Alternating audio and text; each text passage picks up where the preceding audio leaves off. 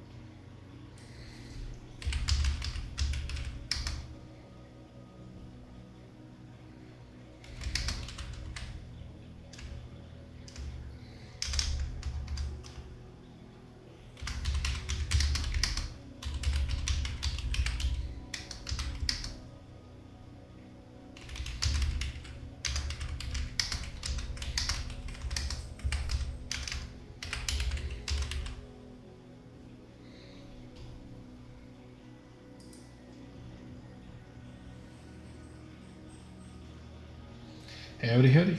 Welcome, Freddie. It's been a little bit, mostly just because I've been sort of out of town dealing with some family stuff. My father-in-law had to get some heart surgery done, so we've been kind of gone for a while. But the game's making progress. I've gotten a lot of writing done while I was there. And then as well, I've been doing some recording for trailer assets and things like that. So my fingers crossed hope is that I'll have my game out by end of year next year. That's sort of the goal, what I'm shooting for, is December of next year. But I'm hoping to have the trailer out, here in the next less than 30 days or so. That's the goal, at least. But we'll see how everything goes. But I'm making quite a bit of progress right now, so it's pretty exciting. All right.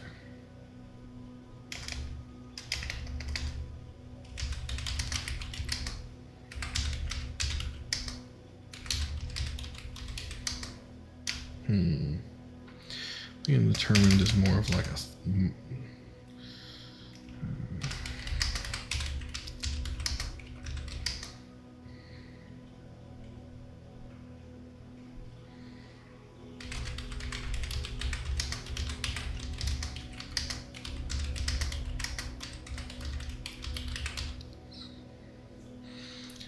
All right, so let's see. So we got determined.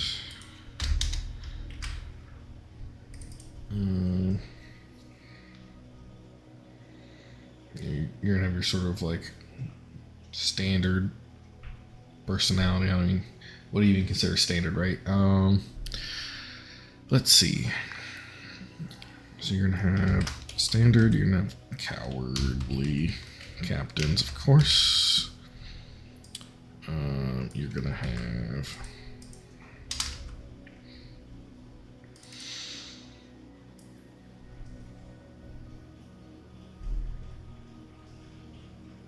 Nice. Yeah, there's a lot of different courses out there, so you have plenty to pick from. All right, let's see. Yeah, what's up? No. What? I'm not recording. I'm live streaming. Oh, okay. Yeah, I'll be right back, guys.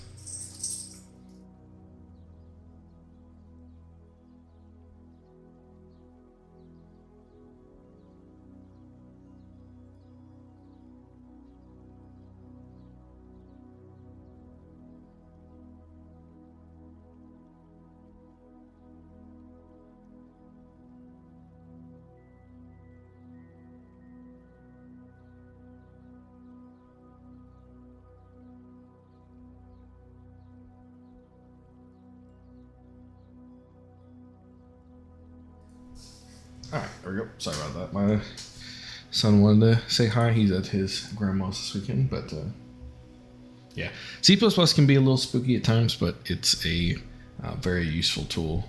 As you can see here, like it's so easy to throw together some enums, and you can give them tooltips and stuff. It's very handy once you kind of get the hang of it. All right, so we got determined captains, we got cowardly captains. Maybe Glory Hound.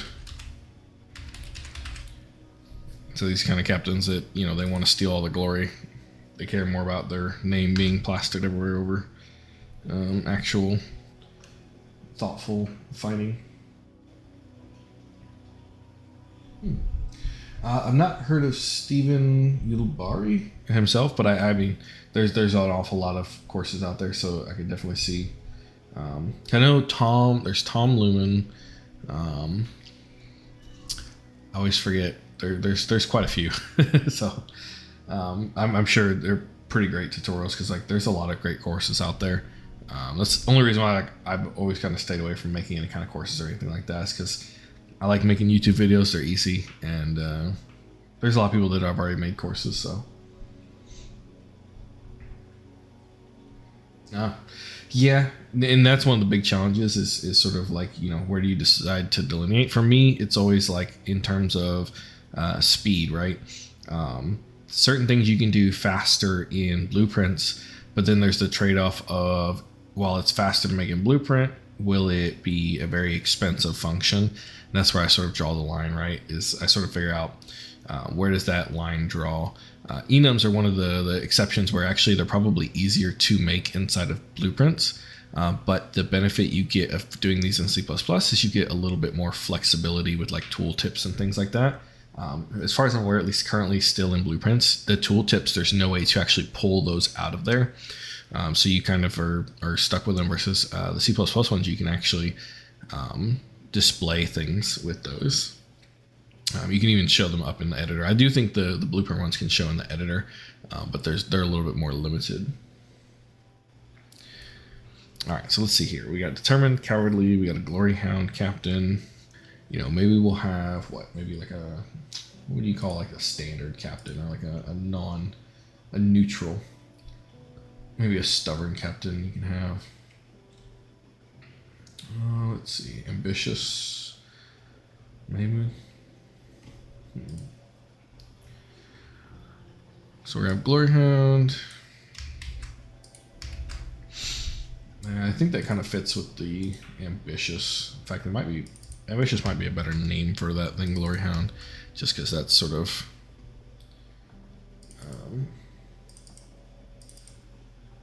a little bit different wording. And then probably stubborn would be a useful one. Let's see. Say like a neutral. What's a neutral personality trait? Neutral personality traits.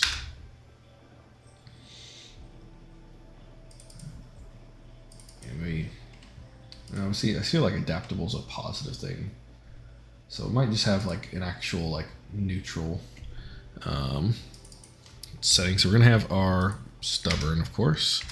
They're probably gonna have like a neutral,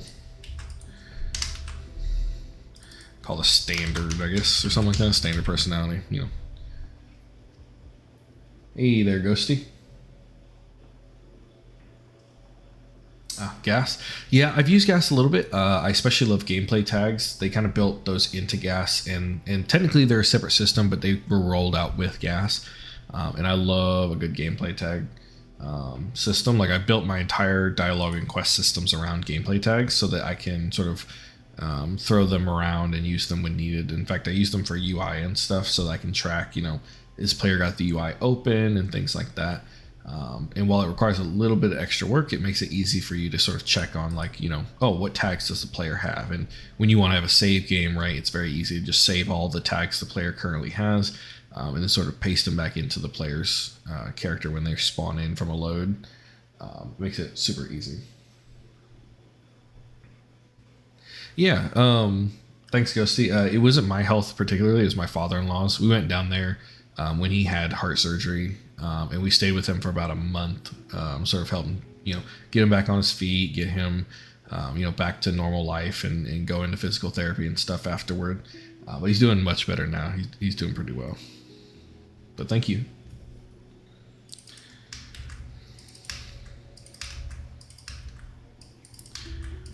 All right, stubborn, standard. Thanks. Yeah, I plan on hopefully being more live more frequently. It's just been, with how busy I've been, it's been very hard. But things are starting to empty out again, and it's getting back to the school year. So hopefully things will be more frequent, and I plan on uploading more videos. Right now, I'm still kind of working on it, but I've got a video planned for Monday related to like loading screens and asynchronous loading and things like that. But I'm also working on a video on how to compile shaders, hopefully. So assuming that one works out and everything works as I expect it to, we should have that one out before too long as well. All right, so this captain fears more for his hide than his reputation.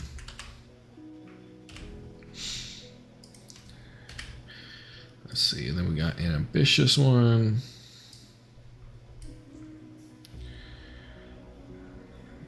Climbs the ladder by any means necessary. If I can spell to save my life, that would be wonderful. Yeah, absolutely. Let me get these different enums in place, and then we'll go ahead and I'll show off a little bit of what I've got right now. The big thing I've been working a lot on is getting together sort of like the different assets I want for the trailer, as well as working on some of the gameplay that is going to be more shown off in the trailer. But yeah, absolutely. Let me finish these up and then we'll walk into the game.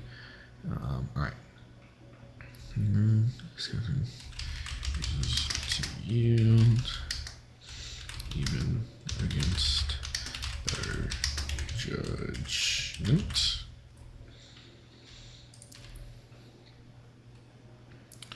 And then this is just a sort of standard one. So this captain,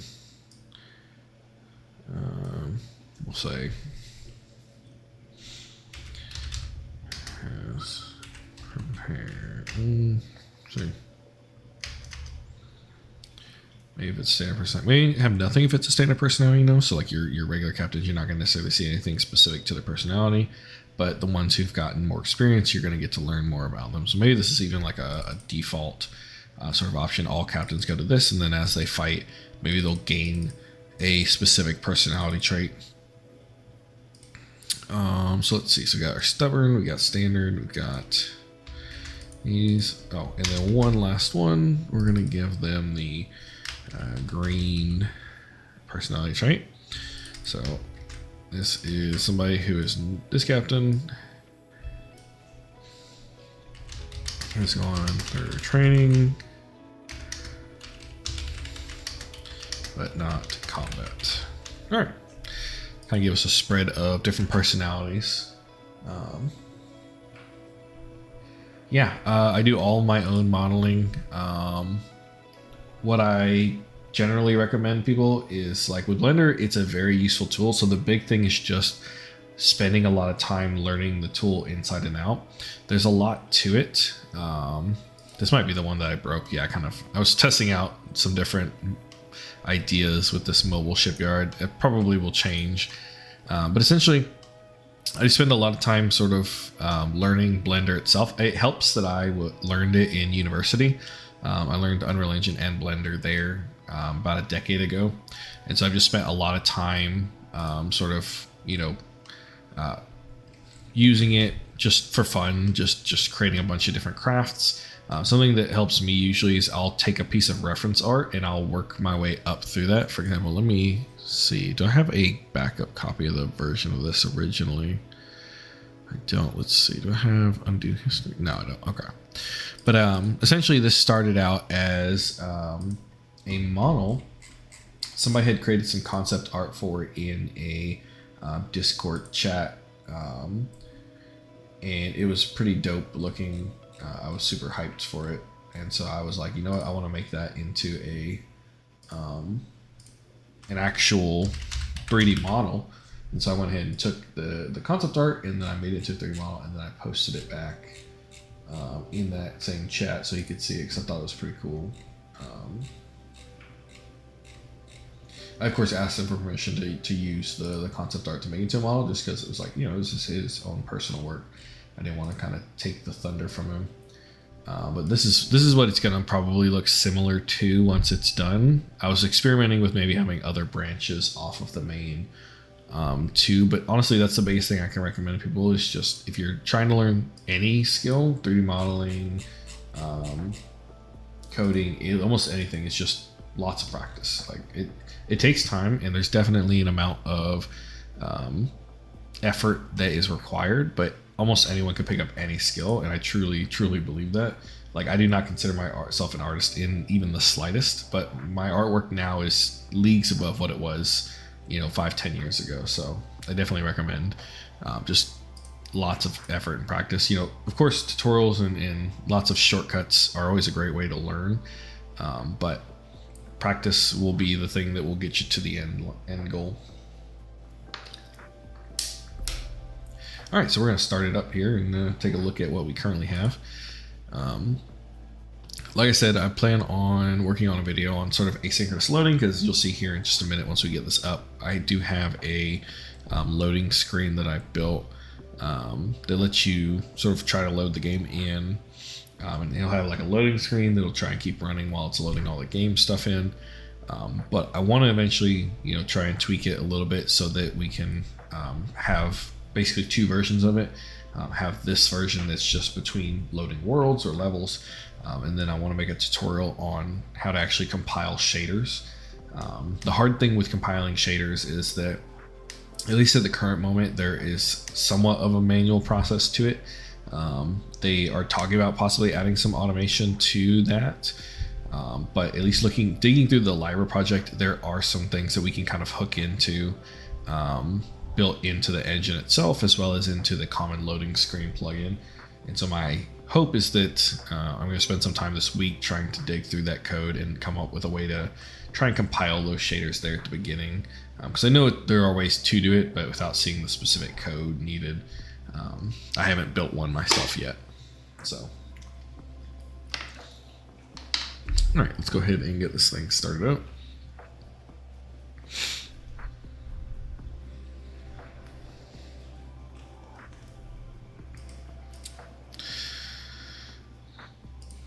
All right. Give a second to load. All right.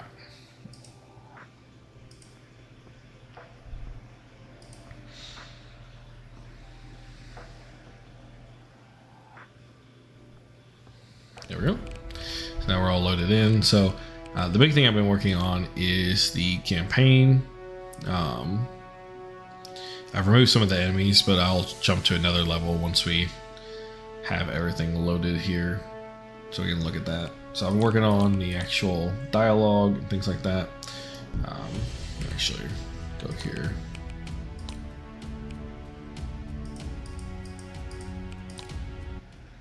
There we go. But yeah, we'll go ahead and fly this around. But the big thing I've been working on right now is sort of working on reworking some of the internal systems, but a lot of work on the actual campaign writing and the missions themselves, as well as working on the objective system and all the different pieces that kind of tie it all together. Yeah, a lot of it is a personal preference. I use Visual Studios in college a lot. It was basically what we did everything in, so it's just something I'm very familiar with. It's something I've used for a long time, so it's something I'm just more comfortable with. I've taken a look at Writer, but personally I liked Visual Studios better myself. But it's also what I've been using, so it's what I'm kind of used to. Alright, so let's go ahead and actually jump into maybe one of the tutorial levels where I've got at least a couple of targets. I need to sit down with some of these and brush them up once I get closer to release, but I want to let some of the gameplay features mature a little bit, because there are going to be some changes and stuff that I want to make. But yeah. Yeah, like I need to tweak some of these.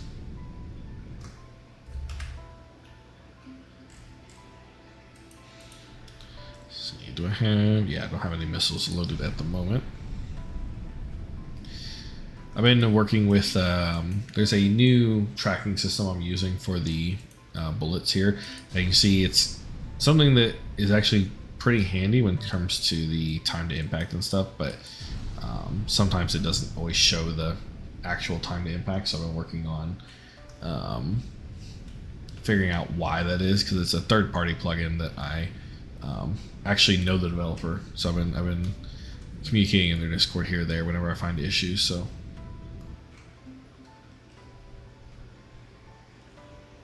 yeah, VS is a still a very handy tool, but I can definitely see why people like Writer so much. It definitely has a lot of useful things in it. So, but yeah, thank you. Yeah, it's definitely been a long time coming. This project was one of those that, I probably could have rushed it and released it sooner, but a lot of my focus for this was really spending the time to get to know all different parts of, the full pipeline of game development, which will make, the next game's easier. But all right, let's go ahead and now we've got that. Let's go ahead and take a look at our AI actually. Got our ship AI. Yeah, here's the more recent ship. Oh, but this is the child ship. That's right, because this is the parent, right? Or is it? Oh, it's this spaceship class. That's right. So we have this base ship class. This is sort of our parent for the whole thing. So let's go ahead and add the couple of things we need here. I leave it pretty empty here because this is just meant to be a sort of placeholders to make it clear where this is at. All right, so we have our IFF, our current orders. So let's add the captain's personality and add the crew morale. We'll actually name these crew morale. So crew morale. And this one will also rename to personality. And yeah, so the default's going to be the standard, and the crew morale default is going to be just steady. That's sort of a pretty standard one. Yeah, I've done a few small games for game jams at the university that I went to school for. But when I got out of the university, I got busy with my, quote unquote, real job. And so I spent a lot of time sort of focused on that. But then when I think it was about 3 years ago, I realized I still wanted to, fully release a game. And so I basically sat down and started writing and decided that this is what I want to do. So I spent a lot of time with that, and it's just been a slow project, mostly just because I'm trying to learn every little detail I can along the way. Frustrating things get corrected. Yeah, so I use GitHub just as a very simple backup system. Literally, it just takes the entire project file and uploads it. Now, of course, that doesn't necessarily prevent issues from, if you're not careful running into things. But for the most part, I haven't seen it too much. The big thing comes in mostly with hot loading, or I think call it live coding now. Used to be known as hot reload, but it's called live recoding now. This you do have to be very cautious with. It makes it a lot faster to sort of refresh the system whenever you're working on anything in code, but you have to be careful in that even with changes to an enum, it can cause some little bit of weirdness, and you have to restart the editor. So usually what I tell people is if you're ever changing anything in the CPP files underneath the actual function definitions, you're probably fine to just live reload the code, versus if you are in your .h file, probably you're going to want to restart the editor. Even for things like, changing a little detail about the UEnum, it can cause it to show up as, what you'll usually see is you'll see like under the variable type, you'll say like live coding in parentheses. And that's usually a sign that you probably need to restart the editor.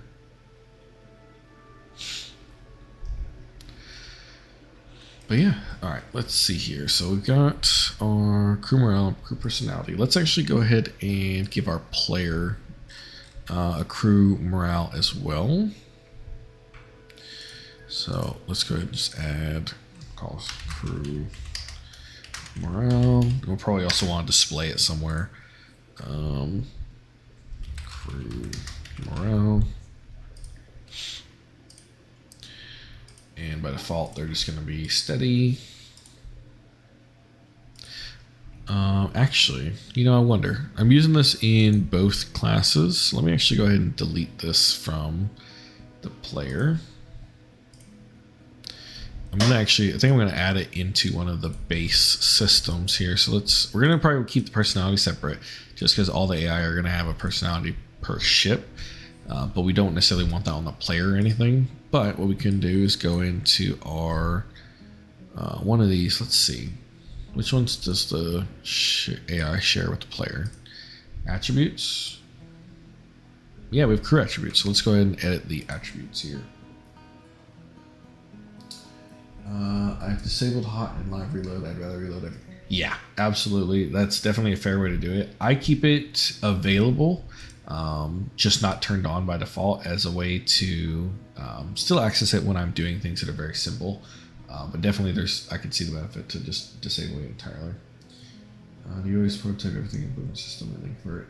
Yeah, so it depends on what I'm doing. For example, like a lot of these subsystems where they're just a very simple, like just storing numbers, I prototyped these all in Blueprint, and then these aren't very expensive. I profiled them with the Insight system.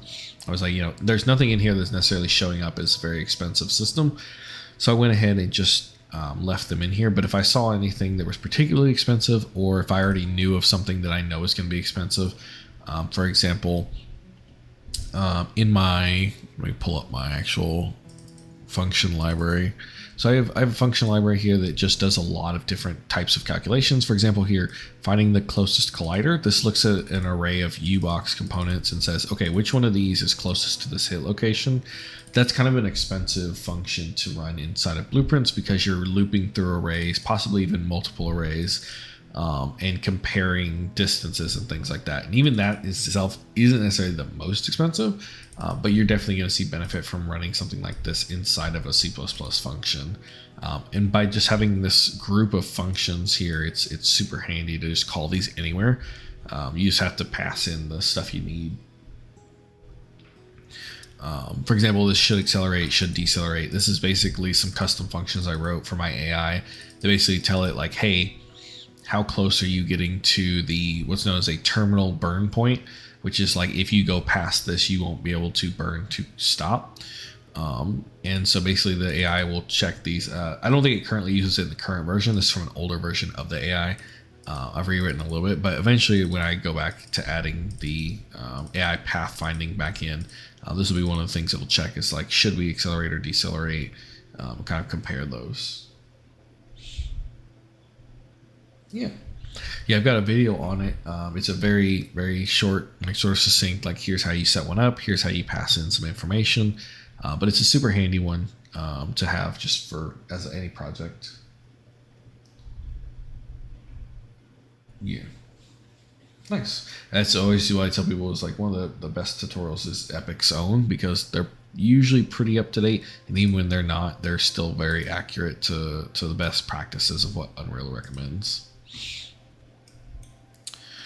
All right, so since we want to have this in both the player and the AI, we're going to go ahead and add this to the crew variables section. Let's actually call this crew morale.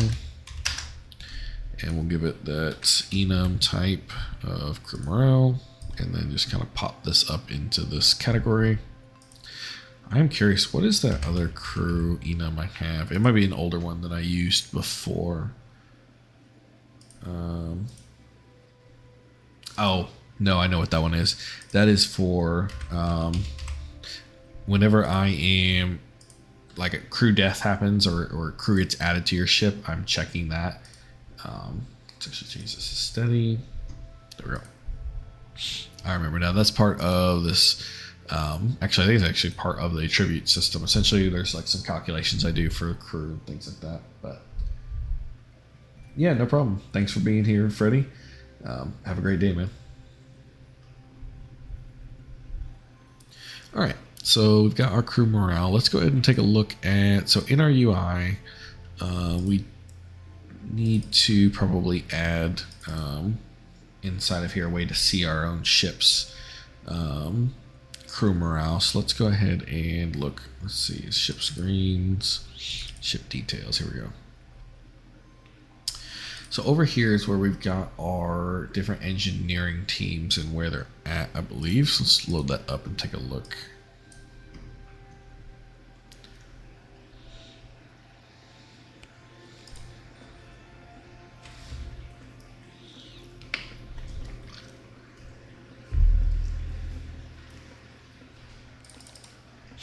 All right, so if we load up our ship systems, yeah. So here's our engineering teams and where they're currently stationed, crew details, magazine. I think the crew morale is one of the more important things. We'll probably want it here, if not also somewhere here. I don't think it's so important that we have to have it right here on the main screen. So let's go ahead and add it to the ship details UI here. And what we'll do is we'll have a additional section, because it's a VBox, right? Yeah. So we'll take, so these are all wrapped in this vertical box. If we wrap these in another vertical box, it's kind of starting to have a lot of vertical boxes. Some of these might be better to separate out into separate widgets, but for now we'll leave that one there, and then we're going to add another vertical box underneath. This is going to be for our crew morale, so I'm actually going to name this one, oops, so I have the caps lock on, crew morale. Thanks. It's not too bad. It's the CPU is pretty decent. It's like a 10th generation. It's like a 10900 or whatever. And then the GPU is kind of getting old and it's starting to struggle a little bit. But it's a 2080 Super. So it's not the highest end of the high end, but it's definitely pretty decent. I think the benefit I have is I've tried to keep the project relatively cleaned. I try to get rid of old stuff that I'm not using anymore, and clear out things every once in a while, because projects, when they start to get cluttered, it can get quite laggy in the editor. And this still has its moments depending on what I'm actually opening up, but for the most part it's gotten quite a bit cleaner recently. Alright, so let's go ahead and take a look. So we got our crew morale. Let's see, we're going to want some text for that. Probably a common text. Oops, go there, and we'll give it style of just base text style. Why is it kind of acting floaty here? Oh, you know what? Because it's probably doing the... Yeah, let's do... Here. So size to content, let's do something a little bit more specific. Yeah, we don't need to worry about width too much, but let's do this, because we want to keep this in sort of this corner. The vertical box, we'll just tell it to fill and fill. Yeah, and just fill that way as well. And then we'll tell it to actually, instead of filling horizontal, we'll tell it to sit at the bottom. Alright, and then we'll have here, this is going to be, well, what scale is these? Or is he still using, okay. I added common text after these, so let's go ahead and replace this. This is the fuel power ratio text. There we go. And we're going to give it the style of base text style. Put it in the middle here. We can get rid of that one. And then these two, yeah, we're going to replace both of these.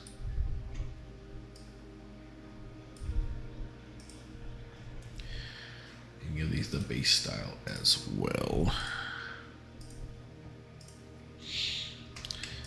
Let's set these both in the middle. All right. So this is, yeah, this first one is just the one dash. So this one is just set text. And this last one is actually one getting overridden. So this one here will be the new one. So it's C web text. All right, let's go find where we set this variable. Here we go. So what we'll do is we'll do the C web text, set that one instead, and get rid of this one, which means we can then compile, save, and get rid of the old text.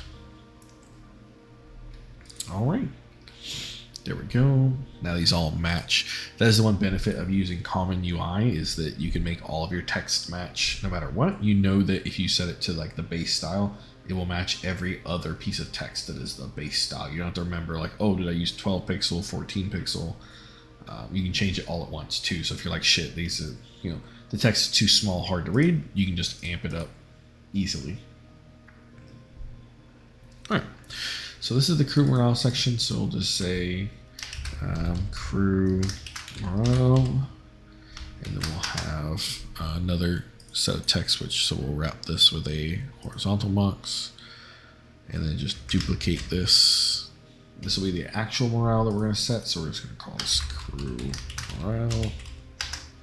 Oh yeah, I named the one box that, so we'll say crew morale text. All right, and the cool thing is what we can do is, let's see here. So anytime we update the text, I mean, I want to do it on construct. That's probably the best place to do it. This is not the kind of text that's going to necessarily change a whole lot. Someone's sitting there watching the ship systems. They're not going to be fighting in combat. So this is something we'll probably just update here as part of the, because we clear these children and then we update all the children. So let's go ahead and add that check here. So crew morale text, we're going to set this. So we need to get from the player. Do we already have a reference to it? No, doesn't. Oh, actually attributes component. Okay. So we need to get our attributes component and get crew morale. And then get, isn't there like a text? To text. And this should hopefully give us the correct one that we want. Oh, not that one. Text. There's two different set texts, unfortunately. Yeah, that's the one we want. Plug this in. Now we should get that. Actually, I wonder. Tooltip. Okay, yeah. Doesn't have tooltip here explicitly, but whenever you click on this, you can in here, I believe, yeah, that gives us a tooltip there. All right, let's go ahead and load it up, and then we're going to look at probably seeing if we can show a tooltip for the players. That way when they hover over the current crew's morale, they can see what that actually means. Yeah, sweet. So show steady. So let's go ahead and I am going to add a space here. Make it a little better. There we go. All right, and then let's see. I believe we should be able to share the enum tooltip, but let's double check that. UE5 C++. This is what I do. Anytime I'm not certain of something, Google is your friend. Enum tooltip.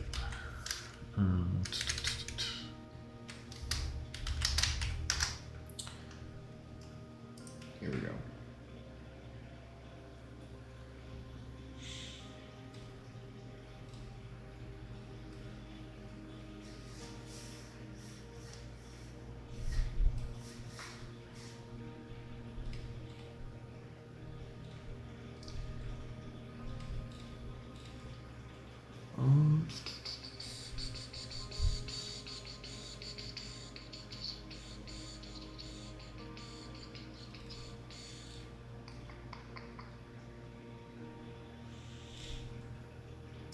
Let's see here.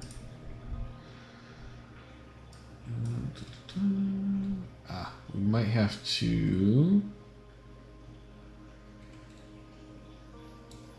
I wonder. Oh, you know what? It might be a good example of how we can do that in C++. So let's go ahead and close the editor here. Because unfortunately, I think for a lot of these, you're going to have, you won't have the ability to access these tooltips directly. But what we can do is we can just do a function. We'll just do like a new function. Blueprint callable. Blueprint pure. Yeah, let's do blueprint pure. And this is going to return a f string. Call this enum tooltip.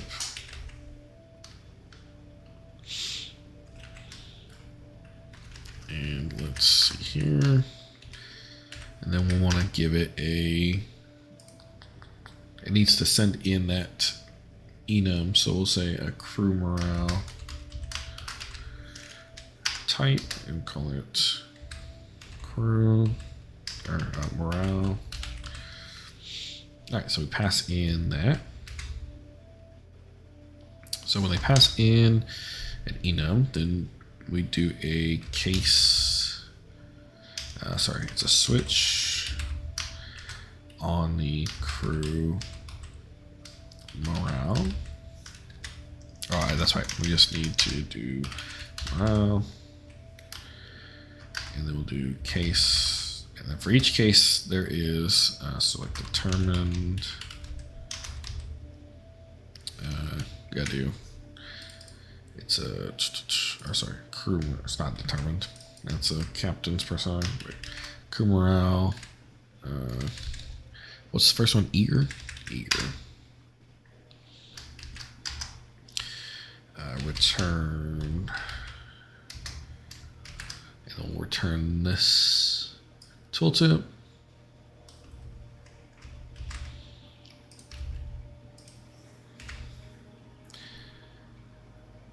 And then basically just repeat that a whole bunch.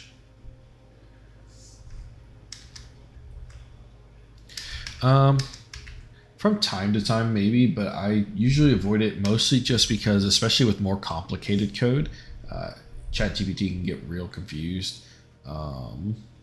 For simpler things or for where you need functions that are like a more standardized function that aren't specific to Unreal Engine, it can be super helpful. But for example, when writing code that's very, very specific to Unreal with certain function call names, it can get really confused and forget.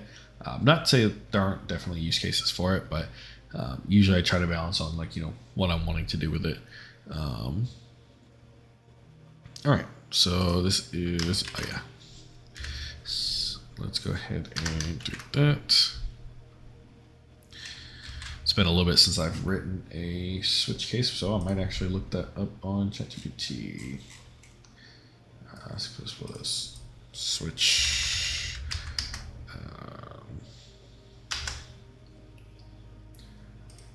All right, so it's a case, yeah. Oh, you know what? Because I'm returning, but I also need to break. And I need to do that for each. And then I also need to change these. So eager is the top, and then it's here, copy steady, shaken, wavering, broken, and then copy this last one. And that is shattered. All right. So that gets me all the different morale levels, and then we'll just copy the text. So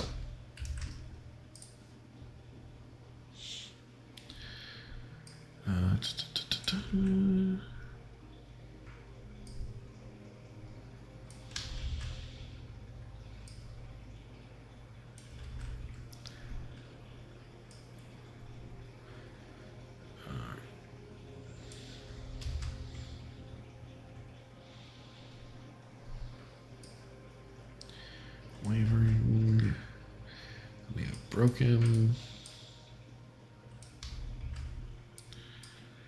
and then lastly we have shattered.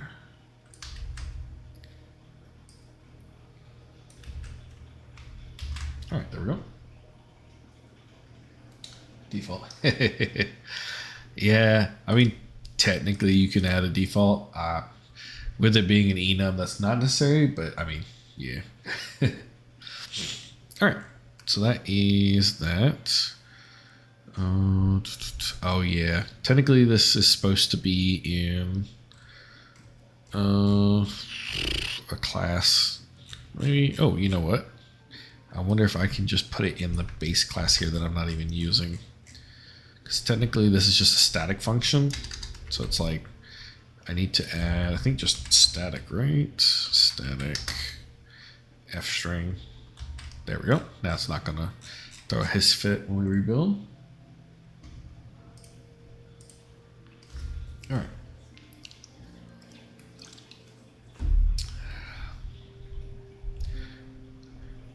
Oh, come on.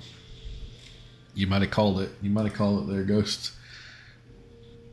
I didn't think Unreal Engine required a default, but I think it's been a while, like I said, since I've used a string. So we'll say default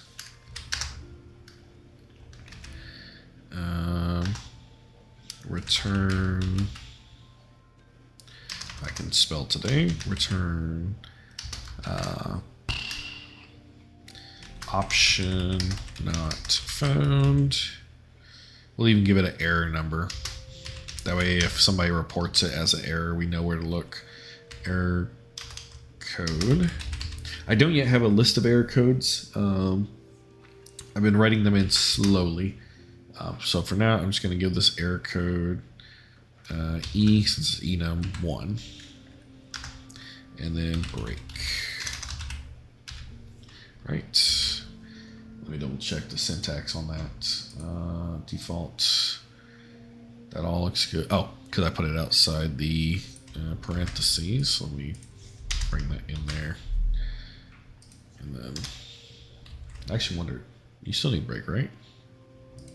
Oh, yeah, because I don't have return line there. All right, there we go. So that is our crew morale. Let's go ahead. That should work now. So now we should be able to pull a tooltip for each one, and then we have our error code, of course, if none get returned. So let's see. Incomplete enum. Switch event incomplete enum. Crew morale. See declaration of crew morale. That's strange. Oh, you know what? It's because it's expecting it. You know what? Let's see. Can I just pull this out? Now that I made it static, I wonder if it'll still care if it's not part of a class. Because it is static, so it shouldn't care that it's not in a class. Because that's the biggest thing with statics. Is they're designed to be usable everywhere, but you don't want to use them to actually do things inside of a class, like at runtime. You want to use them as part of something that is callable anywhere.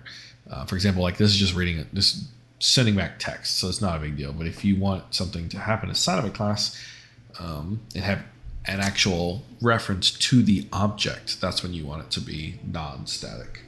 But then again, you're probably going to put that in the C++ class you're working with,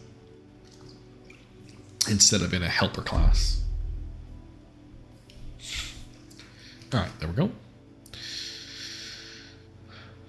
That makes more sense to my brain. See, I was wondering why I was like, I shouldn't have to put it inside of a class, but it's because I forgot the static keyword. Or a macro, I think you'd probably call it as well. All right, so let's go ahead. Now we should have, so we have the text, right? We're setting there, but what we want to do is we want to actually set a tooltip, right? So whenever players hover over this, we want to have that tooltip text enabled. Now, there's a couple things you can do. You can have like a tooltip widget and things like that. We're not super worried about it because it's just plain text. So what we should be able to do now is actually set the tooltip text, I believe. Tooltip text.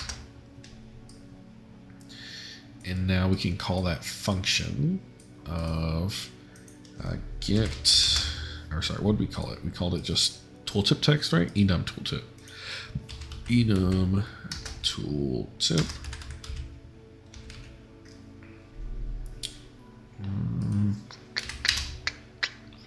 Let's see.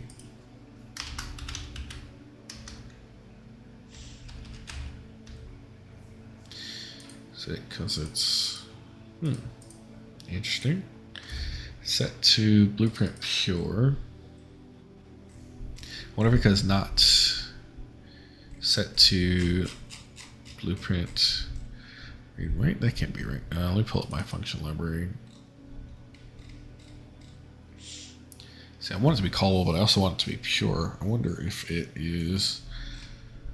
We'll just change it to callable. It's fine. Oh, well, thank you.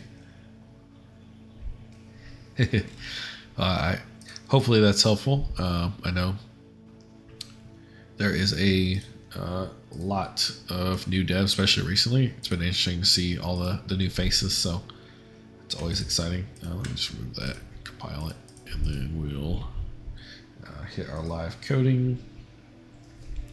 this should work because we're just changing a function we're not using. Oh, no. Okay, so it wants us to rebuild. Okay, we'll close all this then. Start over from scratch here. Okay, so what is it not liking? Is it just blueprint call inbound U function? Class interface or interface scopes.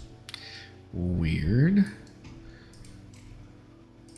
But it worked earlier with it being down here with blueprint pure. Okay. Well, we can put it back up in that class up here that we're not actually using. Wonder. Yeah, I don't know why that would work. That's kind of odd. Worst case scenario, if we need to, we can always move it to my function library and just reference this. Yeah. I wonder, can I move this enum? Let's just move all these enums to the top since these are ones. In fact, we'll move the enums and the struct to the top. Since these functions, any functions we put in here are going to be calling to these anyways. Since they're all helper functions. So let's go ahead and move those around and see if that will, because basically what was happening is it's saying, hey, these aren't yet declared technically. Since you're accessing them here, they could technically be different down below. Forward declaration and all that would be necessary, but rather than dealing with forward declaration, let's just move them above, and that should deal with it good enough. Yeah. Technically, we could forward declare there, but it's all going to be in the same code anyways. There's no point in my mind in forward declaring that. So, thanks. It could definitely be better. There's some spots in my code that I'm definitely not showing off here that's a little messier. But I try to keep things relatively clean and labeled very well. I need code through here, and I want to add some extra comments to this code. But in my mind, even though I'm working by myself, I should try to keep it as clean as possible so that if I ever decide to bring a dev on, or if I ever work on a different project, I'm just in that mindset of keeping things as clean and readable as possible. It's always helpful, because the thing is, like, clean code is fixable, but messy code, even if it works, is always going to be broken, because if no one can follow along after you and actually fix broken code, it can never be changed because they just won't know how to help. All right, so let's see here. We use enum tooltip.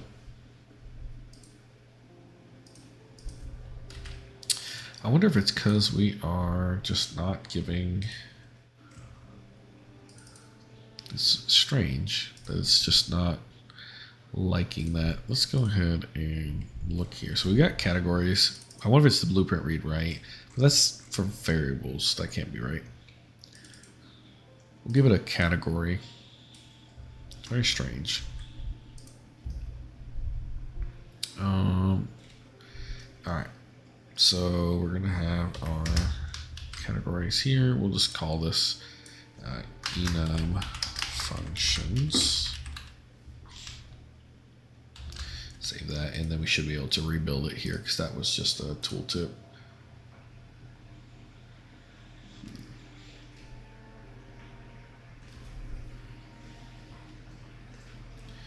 All right. All right. In one moment, I will be right back. I'm going to grab a drink.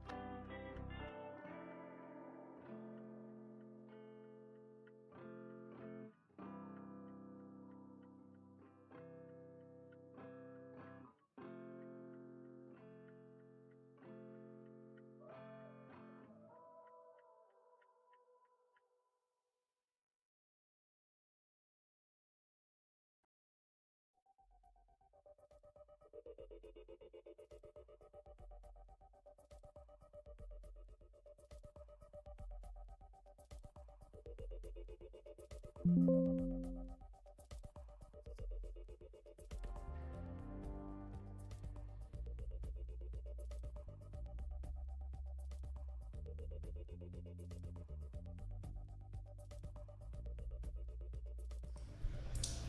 right, there we go. I'm back. All right. Let's see here. There we go. I think it's building now. Hopefully that should fix everything. Real quick after I grabbed my drink, I basically just converted this class, which was empty class, into a public function library. So I bet that was the problem, which is just didn't like that it was an empty class essentially. So let's go ahead and take a look and make sure that is the case though. Let's do enum. Oh, there it is, enum tooltip. So yeah, it was just that it was empty class. So now we have this. So let's go ahead and actually convert that into a, let's see, we should be able to do a blueprint pure now. Because I just want to get back the text. I'm not actually doing any conversion or anything here. So hopefully that should be easy enough for it to just live rebuild right here. So we're just doing a blueprint pure instead of, but yeah. Oh yeah, that's the way it always goes. No matter how many times you think you're certain on the structure of your game, you're gonna rebuild it a million times before release. The goal is just to do less and less rebuilding as time goes on, and to eventually get to the point where you rebuild one last time and then you're done before release. Don't rebuild your project right before release. That's the biggest thing I'd avoid. All right, so let's see, enum tooltip. Sweet. So now what we can do is we can actually plug in this crew morale and get back the exact enum tooltip. Now I did do fstring, probably should have done ftext, but that's not the end of the world. It's not going to necessarily hurt anything to do it like this. So let's go and make sure this works. So we jump in, we should be able to now see this.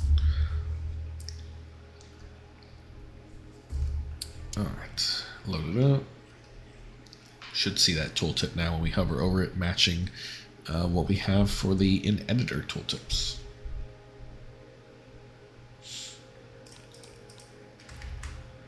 All right, see here, steady. All right, yeah, we're not getting a hover. That might be something from Common UI or something, just throwing a little bit of a fit. So let's see here. Let's actually go ahead and just print this out so we can make sure it's actually functioning correctly. And returning a proper string here first before we get too in the weeds of it failing.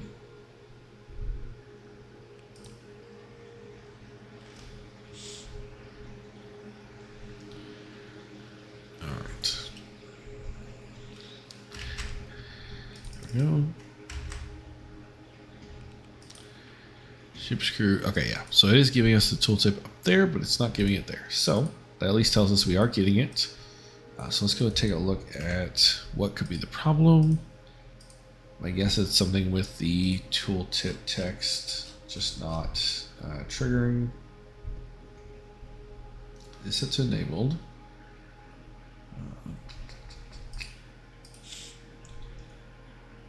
Not hit testable. Yeah, self only, that's fine. That should all be fine.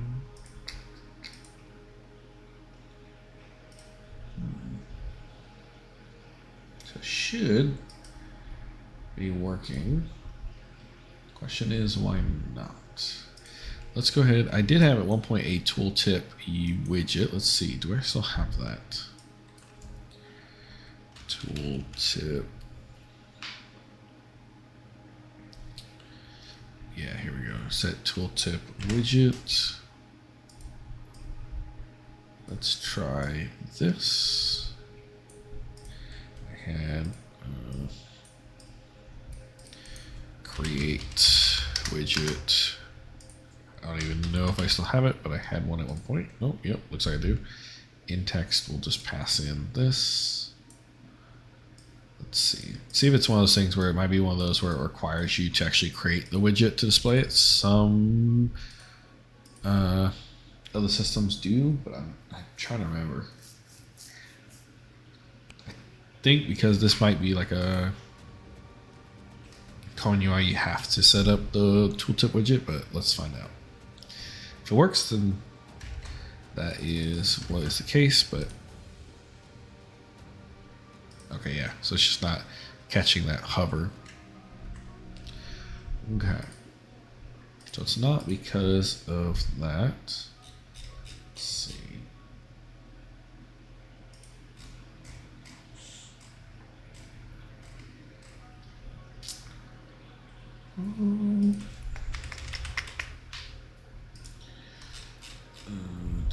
Visibility. It's for tooltip text stuff.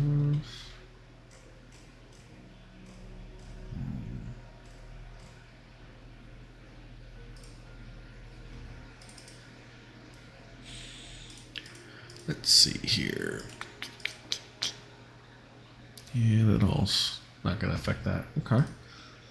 So what we can do, maybe set up a hover is hovered. Yeah, they'll just tell us if it's hovered currently, but do we have a event? So bind. No.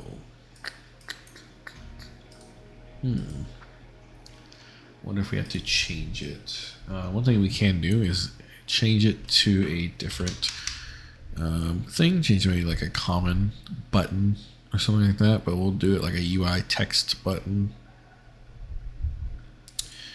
Actually, now that I'm thinking about it, I wonder if it's because it's common text. Let's just try a normal text here. What we'll do is this normal text, we will have, everything here. We'll set to a variable. We'll say test. Go here. What we'll do is we'll just remove all this that is for that. And we'll do that test one and see. This kind of tell us if that is the case. It could be because common UI. It could be flipping them and they we'll come back and go see. It could be because I'm flipping the two. It might be that common UI doesn't show tooltips by default, and then you have to add that in separately.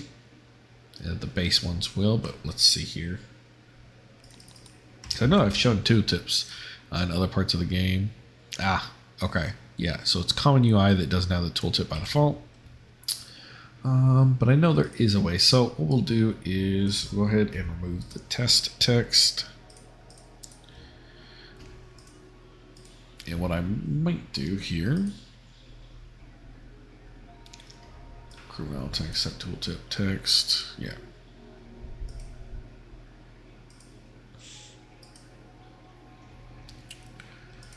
Let's see.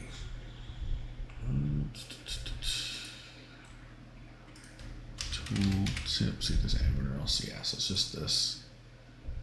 If I bind it to anything, no.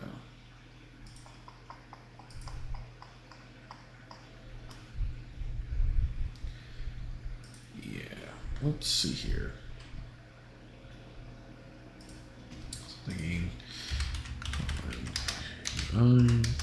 text tooltip.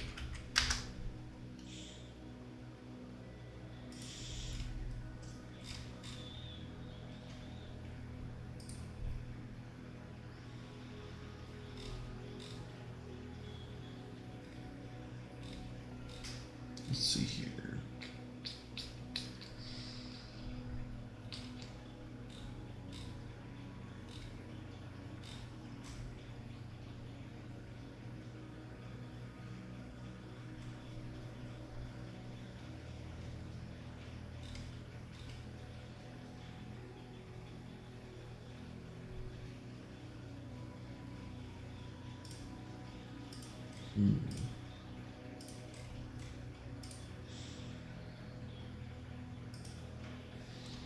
I wonder.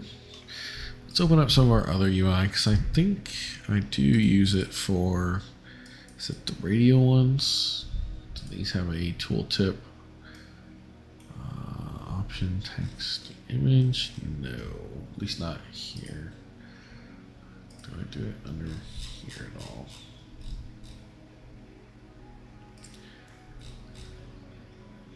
No. Okay.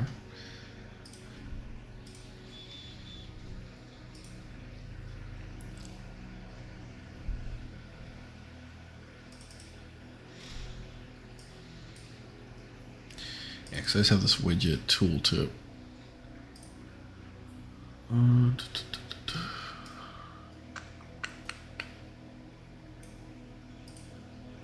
curious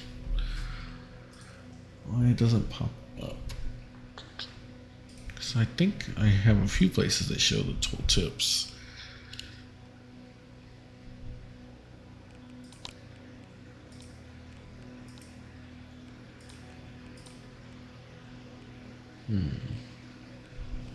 Although then again, I could be misremembering and I actually don't. So,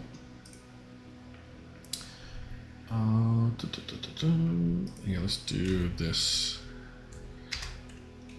Well, I know that part isn't working, so I'm going to go with the thing and say it's a common UI thing. So let's go ahead and what we can do though is there a,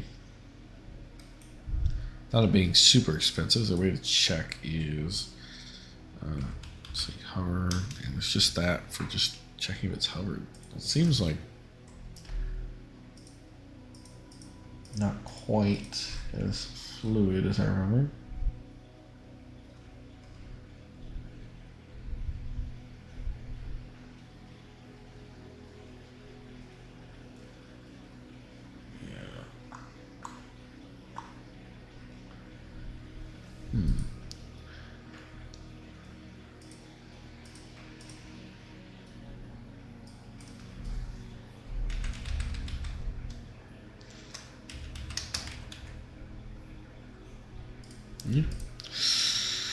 Might be one of those times where I need to create a custom sort of class around it. But I swore I had.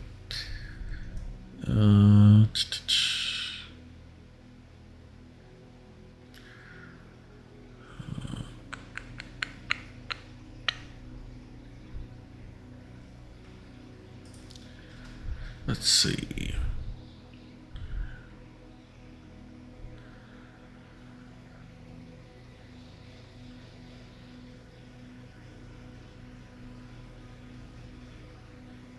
Yeah.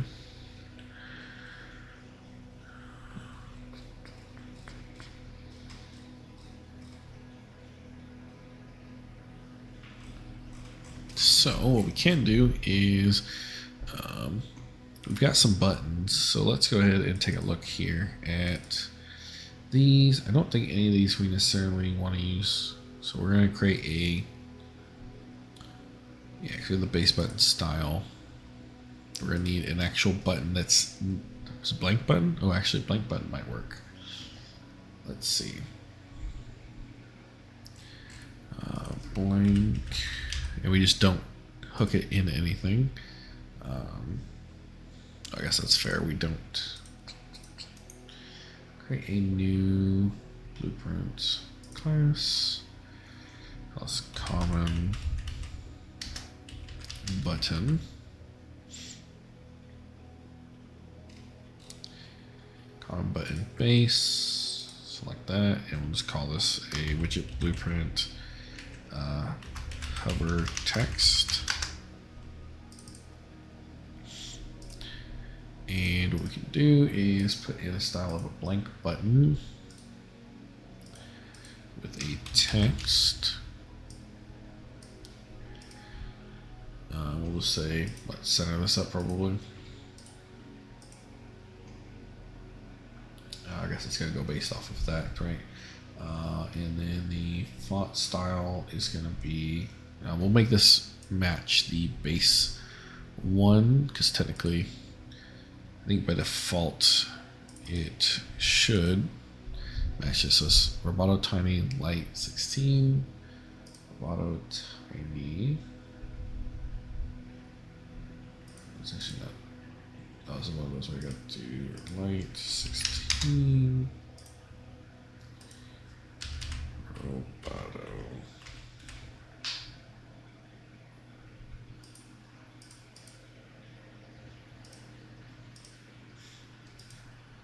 Here we go. There we go. All right, Roboto Tiny 16. And what we can do is then this should have working tooltip text. So it'll be here, construct. I guess we'll do a custom function. Call it set text. This will take the base text and tooltip if there is one. Then tooltip.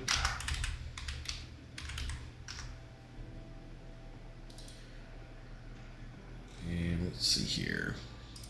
And then what it'll do is we'll go and make this a variable, say text.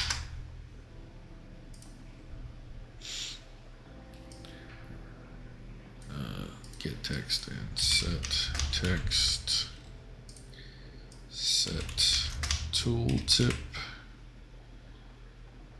widget. Might do is it's a base, and then we'll do like create widget. So we can use our nice fancy widget for this. We'll do a tooltip widget. Incoming text is going to be the tooltip text. That's in there, and that'll be our tooltip widget. Let's see. If I've done that all right, that should, oh, you know what? And then I need to put it in here. So I need a widget blueprint underscore hover text. And we'll pass in the same stuff for this one. So get set text, our custom function. This is going to take the crew morale base, and then this enum tooltip. All right, there we go. Now we should hopefully see if this lets us hover it, we should be able to see that text there.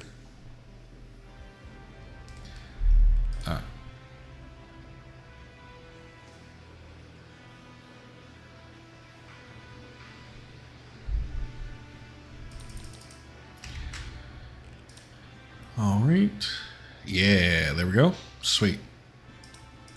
So it'll let us click and stuff, which it normally doesn't let you do for text, but I'm not super duper worried about that. It doesn't necessarily seem bad or off or anything, so we'll remove this. Yes, and then we'll go back in here and remove where you were setting that stuff. That one we need to leave. That one we need to leave. All right. There we go. So now we have tooltip text. All right. And that should be easy enough.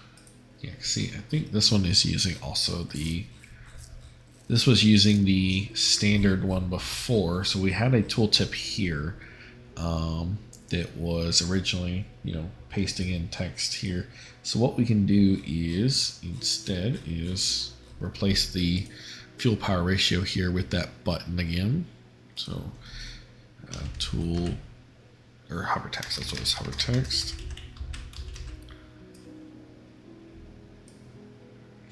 And the nice thing with this one though is this is a much more static piece of text. So we'll copy this, paste it into here.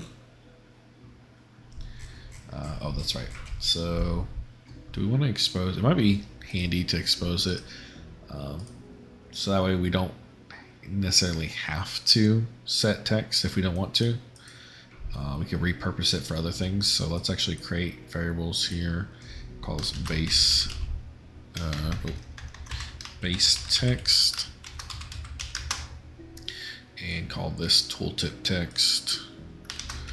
Tooltip text. what this lets us do is so that we can sort of reuse these, in a way that we want to. And for now, what we're going to do is set that here, and then what we can do is on construct. We basically just do this exact same thing. In fact, we'll actually do base and tooltip this way, and then just set those here. Then we could actually do it the exact same way.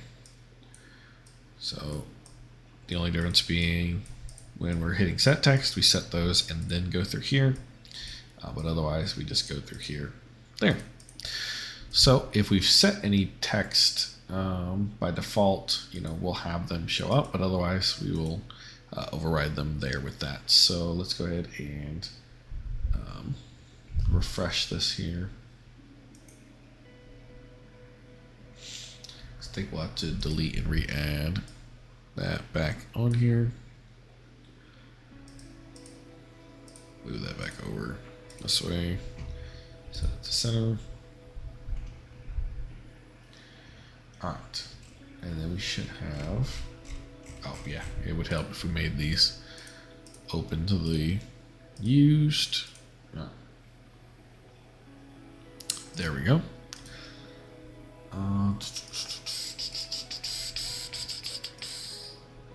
It's weird. So that actually doesn't. I wonder if it is because in here I need to center these. Yeah, so it resets. So let's wrap this with a. Wow. I mean, if we do something like a border, or like a common border, we can then give it a style if we want to at a later date. But then again, we may not want to do that. May not be able to do it actually. Could wrap it with like a vertical box.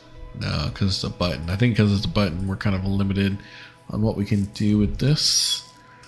Let's see. So normally you can set it to the center. I wonder.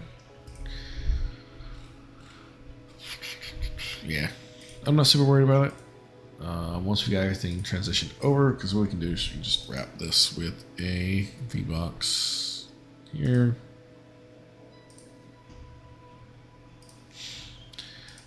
And then set this to be. And it is really not liking any kind of adjustments here. Let's see, base text is that. Oh yeah, something that's helpful so you can actually kind of get an idea of what a text might look like is you can also add off of here a pre-construct, so that at design time you can actually see what that's going to look like. All right, so let's do, and we can get rid of that. So we got that all condensed down. Yeah, it's not really liking to center up there.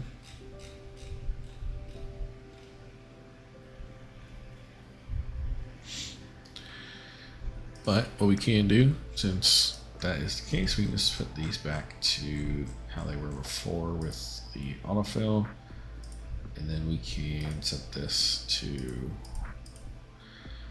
something like that. What we want to do. Yeah, no worries. We're just here working on stuff, so I totally get you. I wonder, yeah, so that one's not really, okay. Not too worried about that. This horizontal box, do anything we want to do that? Probably not.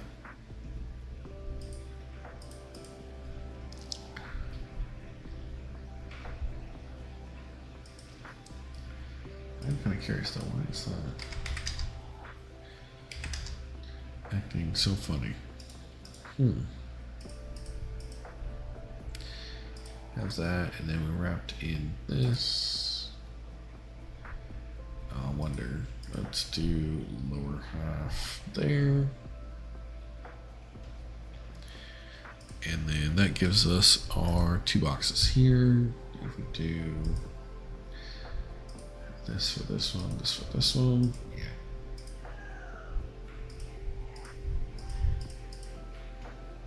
Let's see.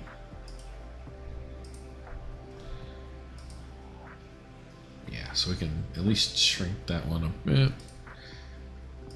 Drop that one down. And we'll just put test text here.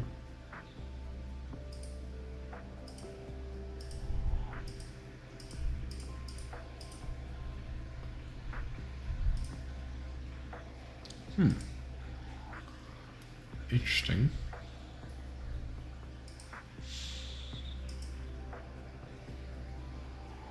So it's like it doesn't like to shrink down. Let's see here. Let's go. We set this to centered, right? It just doesn't his fit. Oh well, that crashes the whole engine. That's a fun one. Container, vertical box slot, how a property horizontal it. This button slot. Interesting. I wonder if it was keeping data over from previous, the previous version. That was very strange.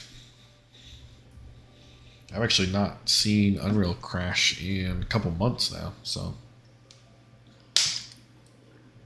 very interesting. Yeah. Well, it's the first crash in a while too. Like, I mean, crashes happen occasionally, especially when you're fiddling with variables and stuff. But that's the first time I've seen it crash from messing around with UI, especially in 5.6. That's the first time I've seen it crash since what, 5.4? Because I had a few crashes in 5.4. They were just weird and random, sporadic. But ever since 5.5, 5.6, it's been clean. So interesting.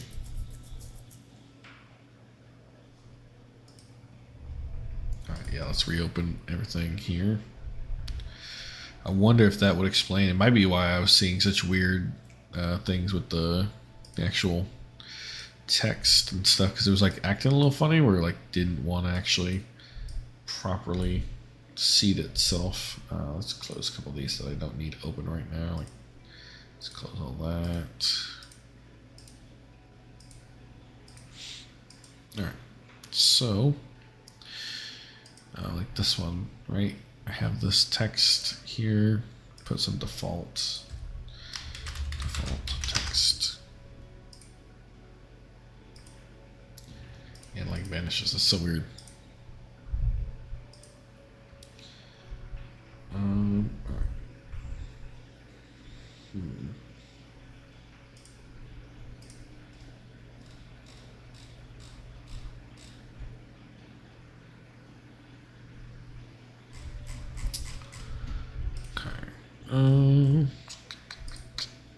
Yeah. I mean, to be honest, I'm not so worried about it. This is good enough. So, yeah, it's just weird. All right. So let's see.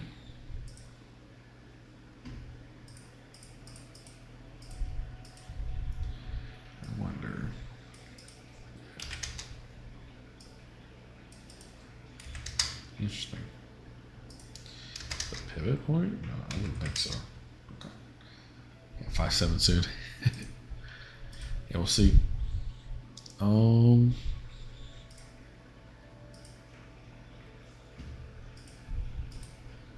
Yeah, see that? Works as expected, but it seems like this one does not want to really adjust. Like if I put test base text, right? Just doesn't want to seem to move.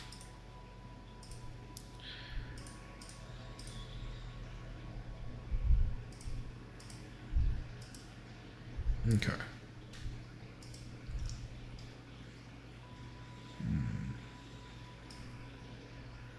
Oh, there we go. You know what? I bet it's this max. Oh, you know what? I bet it's this max. Okay. That would definitely explain it. Okay, so if I set this to then do the bottom, and then, well, so I set this to, yeah. So if you set it to 0, it's like auto. You set it up. Okay. Well, I know this is going to be like 24, right? Because 16 is the text size, plus like there's some padding and stuff, so it's like 24, 25. Yeah. We'll put it 24 because I'll keep it more in line with the other text, right? Or is it 25? Might be actually 25. Yeah. Okay. Would explain it. I've not fiddled too much with the common UI in a little bit. I think it was just throwing me for a loop because this max height, normally it doesn't interfere with anything, but once in a great while you'll get some weirdness where it'll just act like it doesn't like something. Yeah. There we go. All right, let's load this up and take a look at that with that hover now.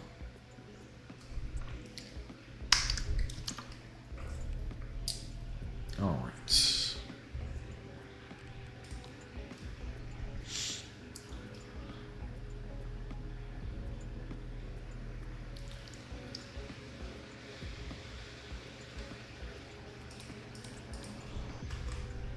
See here.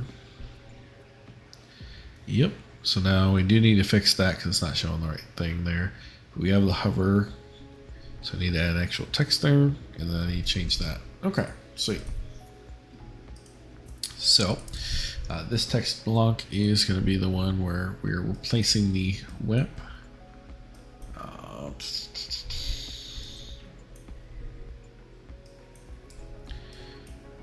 actually don't know.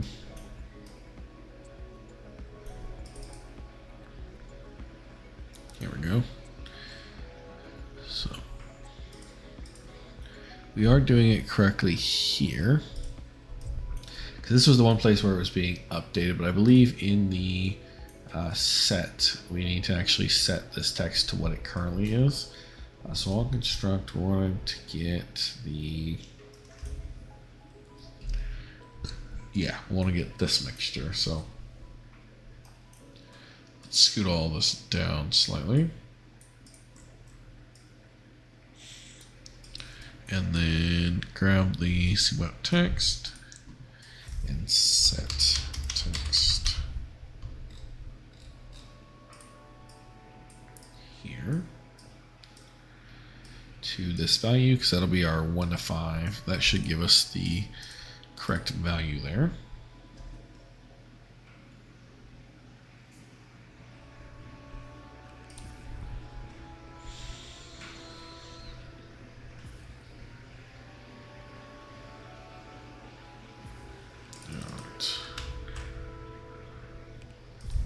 Go.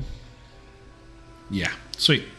And we crank it up, we get our different values. All right, so now all we need left is to update the hover text for the actual fuel mixture ratio, fuel power ratio as it's called.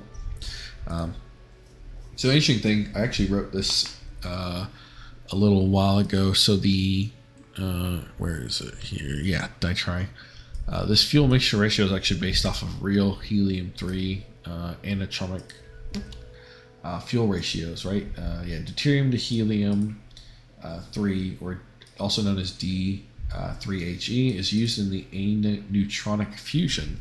This fuel mixture is mixed in one of 15 reactors, and then the plasma is used to generate a magnetic field to compress the mixture. This is known as the Bennett pinch, or more commonly the Z pinch, which is then funneled to the drive through magnetic bottles where it is timed to release, creating a steady flow of thrust instead of a standard pulse effect.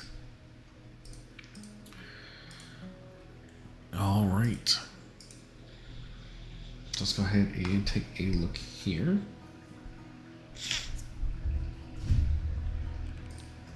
So now we should see that nice big old tooltip there when we hover over that. I don't know where I set the text to rep at, so I'm actually not sure how far wide it's going to get, but let's see. Oh yeah, nice. Looks pretty good to me. It's a little small, but it's also on a, not full screened. Let's actually pop this into full screen here. There we go. And then if we hover over that, yeah, that's relatively easy to read once you've got it there. So we got the magazine, which needs a UI overhaul at some point, and then we have our crew manifest, which actually may not be quite working as expected. Looks like I can, at least my mouse controls are going through it instead of being locked to it. So what if this is, oh, you know what? This might even be an old enough screen that that's not actually using Common UI yet. Let's take a look at that one while we're here. So that is going to be our crew manifest, right? So if we go here, go to our crew details. When we trigger this one off, what UI are we creating? A crew UI class, go there. Crew UI, this is a standard user widget. This is not even a common UI user widget. Interesting. I wonder if I can swap it to do so.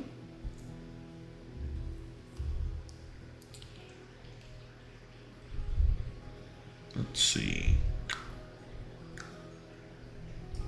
Access on.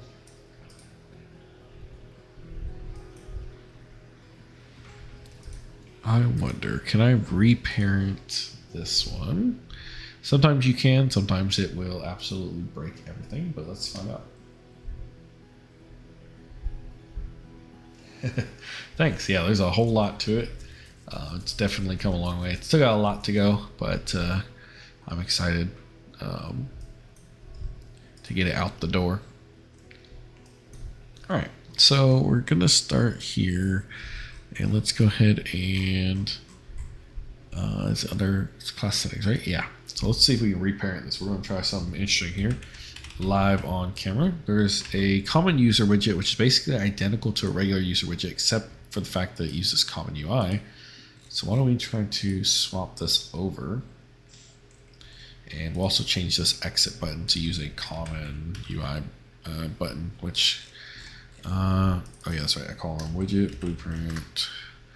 And then let's just do what, button base, close button base. There we go. And we'll make this in the right-hand side. We'll give it a minimum width of like maybe something like that. So say 120. I think that's what I use for most of them, and then a little bit of padding. So like 20. Perfect. So that's a pretty good spot. Then we'll do is we'll get rid of this exit. And for this one is on clicked. There we go. So where the exit was on released, this is on clicked. Basically, we do the exact same thing. All right, so let's try that. I'm curious to see if that just works out of the box or if I'll have to make some tweaks. Let's see if that'll capture the mouse. Yeah, so basically there's only really conflicts in very minor edge cases. For the most part, they work pretty well together. Oh, that just outright crashed. Interesting. That might be from the crew. Oh yeah, that one I think is from garbage. Basically, garbage hadn't been collected for the old version, and so I think it definitely did not like me reparenting. But let's go ahead and see if we can relaunch that. But yeah, so there really is only rarely conflicts whenever there's something that they both do that they try to be prioritized for. So in that case, that was one where I was switching from a common user widget to a regular user widget. And so it was somewhat creating a conflict in that a lot of my systems are built around the idea that I'm using the common user widget. Now, for the most part, it'll still be usable. It'll still work. As you can see, like I can still hit exit and stuff.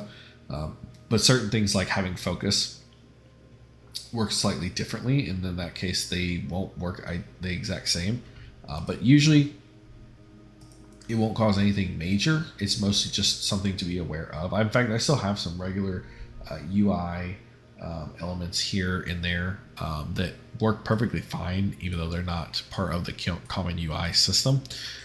It's mostly just edge cases like that where it just wouldn't quite scroll quite right. Let me actually just close that. But yeah. Yeah, and the majority of mine are common UI. I think it's just a handful of small things like this that just haven't seen an update in a really long time that are still using the old school. Yeah, the garbage collector is pretty advanced, but once in a great while, if things haven't been quite fully garbage collected, you might see a rare instance where something like that will cause a crash. But they've gotten it way better than what it originally was. But yeah, it's quite an advanced system. Essentially, what it does is it takes a lot of things that get garbage collected, and it creates like lumps of them and puts them together. Because sometimes you may have something that gets garbage collected, but maybe wasn't supposed to be quite yet, and so you can actually pull that back out and reuse that. But the idea is it tries to group things together, and then once it has some stuff, it'll kind of flush it away. And it tries to do that in a smart way, so it's not like constantly garbage collecting and like causing hang-ups and causing the game to hang. So it's a pretty smart system overall. There we go. Okay. So this is working, although it seems to not have focus. So, but that also makes sense because it is a common UI system now. I need to probably give it focus. So on initialized, we'll probably want to focus on that close button, right? Yeah, we'll do this. We'll say focus, set user focus. We'll just do set focus. I'm actually curious. I don't know if this scroll box we have will work with that, or if I'll need to put a different scroll box. Here we go, crew cards. This is, I think, just a traditional scroll box.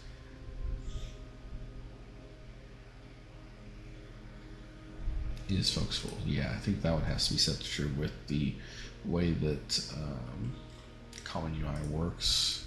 That might actually let it work, because I think I used the traditional scroll box in a few places. So let's try this.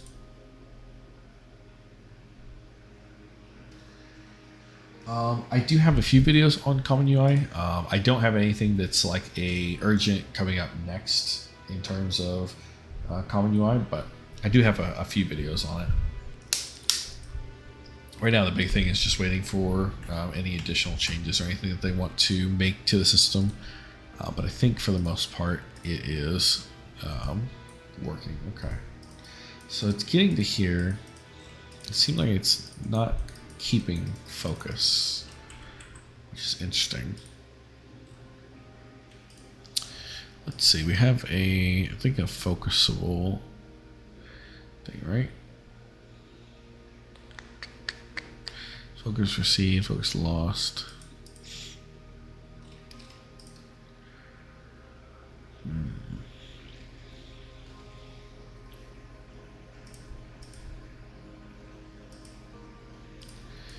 I think when you construct, there's a get desired focus widget, set desired focus widget. That's what it is. And then you can set what the widget is. Targets. Desired. I wonder if it's because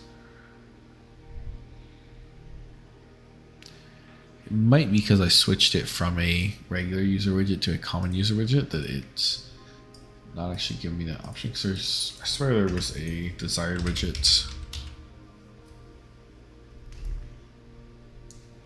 Yeah, pure, but. Oh, on the garbage collector. Oh, sorry, I misunderstood you. My bad. Maybe. I don't have any plans for it right now. It's something I've been kind of going through and adding videos about different parts of Unreal Engine. So it's maybe something I've thought about it a little bit, but it's not something at the top of the list because the big thing right now, my big focuses are on, the asynchronous loading screen and on compiling shaders, but definitely I've started thinking about other things as well that I want to make videos on. So, all right, let's see here. All right. Yeah, it's not giving focus. This may be one where I have to actually rework the whole thing from scratch because it is a much older UI screen. And I'm wondering if that might just be the case. Let's see. Scroll. Yeah, because I was going to say, I didn't think Common UI actually had a scroll box, so I'm not sure why the scroll box itself is just not working. It's throwing a hissy fit. I can set that to always, but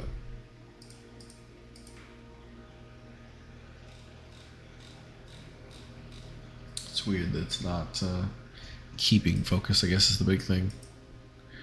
There's supposed to be the modifiers, and it's supposed to be a separate focusable item, but not focused at the beginning. But maybe that's not quite working to expectations.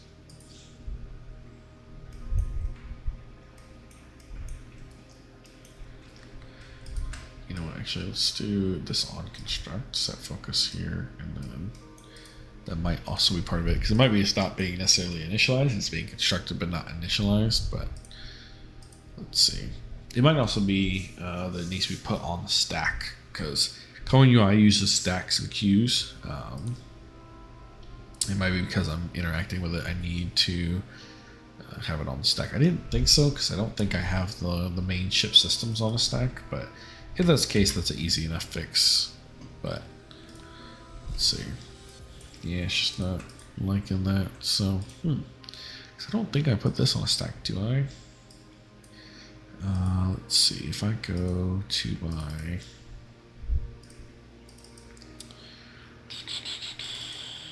here we are. So if I hit ship systems, and this gets hit and triggered on client. I trigger. Oh yeah, that's right. Because I store this because as a player UI, I try to keep everything very functionality wise contained to the player.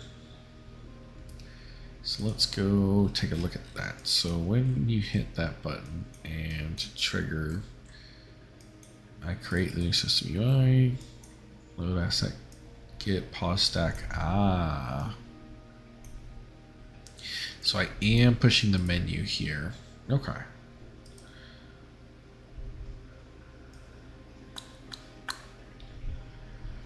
So that's what I'm going to need to do. Okay.